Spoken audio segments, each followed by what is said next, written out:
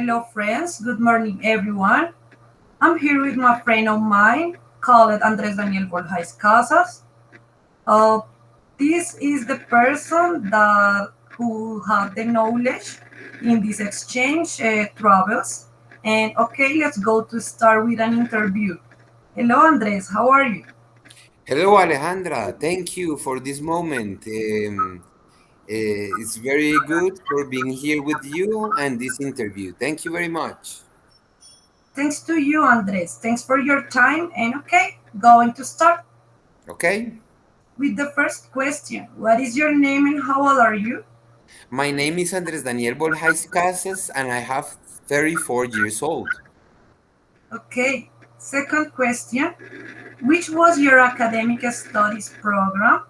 How do Oh, you start? Okay.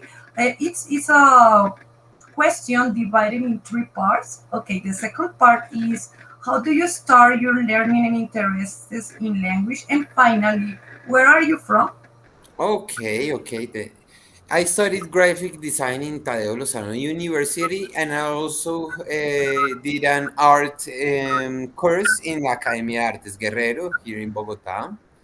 Since my dad talked to me in English when I was a little boy, so I have to remark that my dad was European from Holland. I didn't learn Netherlands, but I learned English. And from the other question, I'm from Bogota, Colombia. Okay. I decided to pursue my studies at France because the design over France has advantage at all team. Graphic design then is very mandatory to have a knowledge on the French language. University had an agreement for an exchange with the French ambassador, and I have a semester long. The good part of it, of this reason that I applied, was that some previous knowledge that I have in French language on B2 level. Okay. Okay. Thank you, Andres. For Mhm. third question, according to the selection process, what mandatory requirements do they have in general for this exchange? Okay, you need the mandatory requirements is being studying a student from the second semester and on. You need to have an average from 4.2 in the points of Colombia, okay? The level B2 on French. Actualized documents in the case if you're not from Europe, if you're from other country. But in my case, my dad was from Netherlands, so I have the passport, and the passport with that passport I can go all over the European Union. Okay, very interesting. In fourth, See, in fourth question, do you consider that the level of English is also necessary, not only in French-speaking countries, in everywhere? And tell me why do you think this? okay, English is an universal language. The majority of people who can manage two types of different language, the most common is English, okay? So because it's important because a lot of companies around the world are from the United States. The United States is the most powerful country and the business in general within all the countries are made with the United States because the dollar is the money that is the most powerful and the one who the one with you do the exchange of things through internet or through every kind of business, everything is linked to dollar. Yes, this is true. Totally true. Okay, in fifth question, what recommendations would you give us when deciding to go on exchange travel and everything goes successfully? Well, if you want to make an exchange, first of all, you need to know that French is very good at arts and at law school. So, if you want to go to law school or to arts, you can go there. Obviously, arts like poetry, like dancing, maybe theater are very good over there, like dancing. And in the law part is, you know, that they invented the human right, they had the revolution sometimes some years ago. So it's a very good place if you want to study that. Okay, thank you. In sixth question, which positive aspects can be highlighted about studying and travel abroad?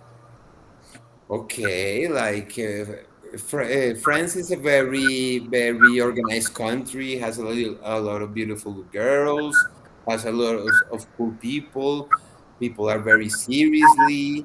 It's a very gentle, and the academy as well is very good and is very professional. So I think it's a very good country to go. Okay, thank you. On the other hand, in seventh question, which aspects could we say negative did you take into account when traveling and studying abroad? Okay, there's some parts like every part in all the countries of the world. There are ghettos, there are immigration, there are robs. This is a country that it has a lot of control by the government, and it has a good economy. So there's not like there's not riots, there's not social unrest, but there are a lot of crimes. That are linked to drug consuming and drug trafficking in the ghettos. And sometimes it's made by immigrants from Africa, from Poland, from Oriental Europe, and Asia. Okay, yes. You have the reason and thanks for these recommendations. Okay. For eight questions, do you think there are still stereotypes about Latinos community, in this case about Colombians? When did you do this exchange trip? Yeah, of course.